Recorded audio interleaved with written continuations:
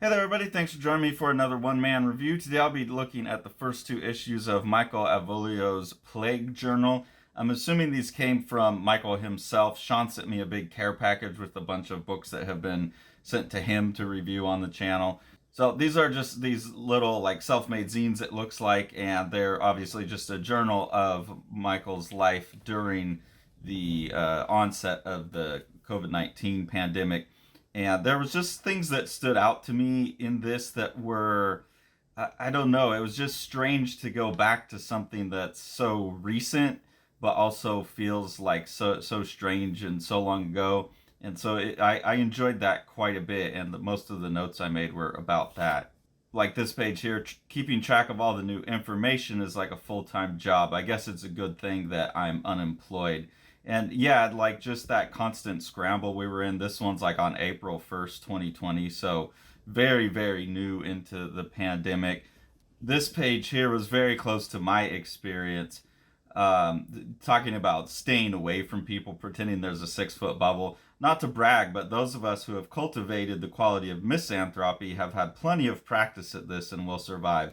The rest of you will have to learn to live like we do, misanthropes immortal, which is a conversation that Toria and I had constantly, especially during the onset of COVID and as it was like tapering down on the restrictions. As pretty powerful introverts, each of us, we really enjoyed the demands to stay at home or to just kind of be outside. And this definitely made me kind of fondly remember the early days of the pandemic. Obviously, now with Tori having been disabled for well over a year and a half from COVID, those days are tinged a little bit differently for us. But just kind of remembering spending a lot of time outside, wandering around, seeing families out riding their bikes, kids playing with their parents.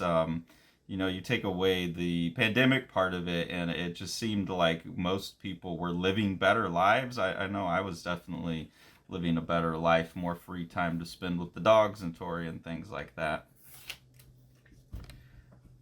As the book goes on, you start to realize that Michael has some kind of disability. I don't know exactly what, but he's saying there's a domino effect to the virus. It transforms some people and systems it touches, others indirectly. It reminds me of my chronic pain in that regard, worming its tendrils into places it's unwanted, bullying its way into as many facets of life as it can. A mixture of acceptance and defiance is the only answer.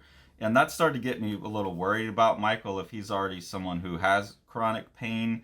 From the experience that we've had with this, I know people that have those cluster of symptoms seem to be more prone to long COVID and being particularly impacted for COVID. So I hope Michael's okay and that he managed to avoid it. It sounds like he's already on disability and stays at home, so we'll probably have an easier time from that. But yeah, Michael, I hope you're okay, man. We've been through pretty bad stuff with it, and I hope that you weren't predisposed to the things that Tori's been dealing with. So really beautiful illustration here. Seeing the world only through windows or screens with this like piecing up of the window into all these different panels, the tree, all of that, I think is a really nice composition. So there's a lot of like powerful little images in here, a lot of powerful little statements. And then, like I said, it's just kind of weird nostalgia for something only a couple years ago. Another cool image here where there's like this cycle of washing the hands, getting them dry, and then having to moisturize, kind of this endless cycle that we're all going through now because we're constantly washing our hands. Something else that I couldn't help but kind of chuckle at in not like a humorous way, but just, oh, how foolish we were type of way, is these are this is actually January 1st, 2021. And he's saying today the 2020 pandemic becomes the 2021 pandemic. It's not a good feeling, but vaccines are being administered. It'll take months more, but the end is on the way. And that just kind of foolish hope we had that the vaccines were going to cure everything and it was going to go away. Whereas we've seen it's just endless amounts of vaccines and endless variations.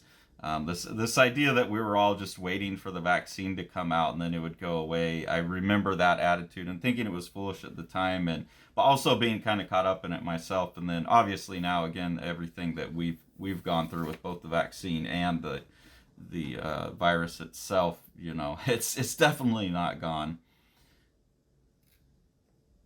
And this last piece here, I get some chills and muscle aches, but it's great to be vaccinated now. 2 weeks until it fully kicks in. And again, that's just like the kind of the ending of this story here, really. I mean, there's a few more pages, but it's like, oh, you know, I got the vaccine. It's all great now. I'm fine. And again, that's proven to be overly hopeful. But looking at the timeline here, this is on 5/10/21, and by 5/28, he's still making kind of things about getting back to normal life, drifting in between the pandemic world. Now that he's got his 2 weeks in for the vaccine to fully kick in, he's ready to re-engage.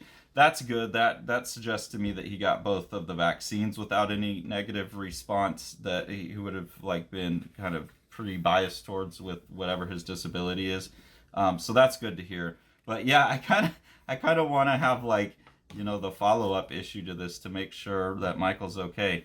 Anyways, I really enjoyed it. I thought it was a good peek into pretty much what everyone must be dealing with, and a moment for me to reflect and actually be grateful for the things that happened early in the pandemic, as I continue to be, bummed out about like what it's caused in our life. But overall, I'm starting to feel a little bit more hopeful as well. So these kind of brought that back and make me look at the good parts of what's been going on. So thank you for that, Michael. I hope you're okay, man. House on Fire by Matt Battaglia is a just gorgeous book where Matt's kind of making an emotional response to the years of COVID and wrapping that into a sci-fi dystopian future that really the sci-fi dystopian's backgrounded, and you're focused on the emotional journey of two characters in a really beautiful way. And then that's enhanced by Matt's like really awesome, loose, kind of Paul Popish dry brush work.